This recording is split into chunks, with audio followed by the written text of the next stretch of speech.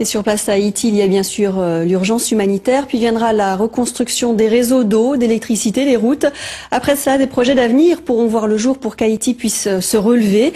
Et l'Université de Nice se mobilise déjà pour cela. Elle lance un appel aux donations pour permettre de reconstruire l'université d'État de l'île. Serge Miranda, vous êtes notre invité. Vous êtes professeur d'informatique à Nice. Vous connaissez bien Haïti puisque le master que vous dirigez est installé là-bas depuis 10 ans.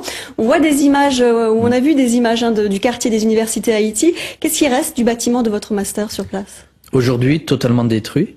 Il était dans le quartier des ministères, proche de la présidence, et tout ce quartier a été détruit. Donc plus rien, tout est arrêté pour l'instant? Non, plus rien. Ça fait 10 ans, vous, que vous travaillez sur place, donc c'est un vrai coup d'arrêt. Quels étaient vos travaux, vraiment? Alors déjà, c'est en 98, donc ça fait un peu plus de 10 ans. Le master de l'Université de Nice, Sophia Antipolis, est délocalisé là-bas, c'est-à-dire qu'il y a chaque année 20 étudiants haïtiens qui suivent le même cursus que leurs collègues niçois, qui sont inscrits à l'Université de Nice, mais qui restent là-bas.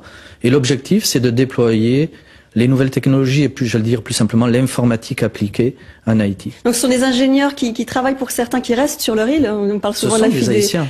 Des Haïtiens qui ne partent pas travailler à l'étranger, qui ensuite utilisent leurs compétences pour développer, c'est ça, le réseau informatique? Absolument. C'est-à-dire qu'il y a aujourd'hui des compétences pour construire, comme vous l'avez dit tout à l'heure, sur le moyen long terme, une économie numérique en Haïti. Ça veut dire dans les écoles, les réseaux de communication dans les écoles, dans les villages? Voilà, un exemple très concret pour être pragmatique. Nous avons conduit avec un torréfacteur niçois Malongo et Alcatel-Lucent une belle application inaugurée en 2008 dans les campagnes haïtiennes pour connecter les écoles à Internet au-delà de la traçabilité du café pour le commerce équitable. Alors évidemment, pour vous, c'est très important que tout ça continue, survivre au tremblement de terre. Aujourd'hui, qu'est-ce que peut faire la France? Qu'est-ce qu'on peut faire pour que l'université, le master et toute l'université en général renaissent? Alors déjà, d'une manière très pragmatique, j'ai envie de dire, notre master de l'Université de Nice devait ouvrir le 1er mars. Alors aujourd'hui, c'est bien sûr décalé. La rentrée, hein. La rentrée, oui. Parce qu'il rentre un peu plus tôt que nous. Et on espère qu'il rentrera avant la fin de l'année. On fera tout pour, y compris dans un préfabriqué, et que ça puisse préfigurer peut-être ce que pourrait être l'école haïtienne demain, connectée à Internet, avec des énergies renouvelables. Donc là, c'est très concret.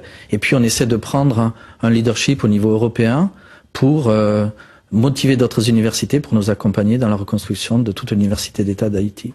Et bien sûr l'urgence humanitaire dont tout le monde parle, mais pour vous c'est vraiment important que l'université redémarre rapidement pour le pays? C'est fondamental, c'est-à-dire que bien sûr aujourd'hui c'est l'urgence humanitaire qui prime. Je crois que depuis Berlin, on m'a dit que c'est la première capitale dans le monde qui a souffert autant, dont toute la gouvernance est détruite depuis la Deuxième Guerre mondiale. Donc c'est un cataclysme à ce niveau-là. Et aujourd'hui, il faut préparer le départ d'un nouveau pays et l'éducation, bien sûr. Hein. Il faut que les élèves retournent à l'école, il faut que les étudiants retournent à l'université. C'est aujourd'hui, il faut s'y préparer dès maintenant. Merci beaucoup, Monsieur Miranda. Je vais rappeler le site internet où on trouve des informations et où on peut aussi se renseigner pour les donations. www.jimagine.org. C'est un appel à donation qui est relayé également par la Fondation Sophia Antipolis. Merci. Merci beaucoup à vous.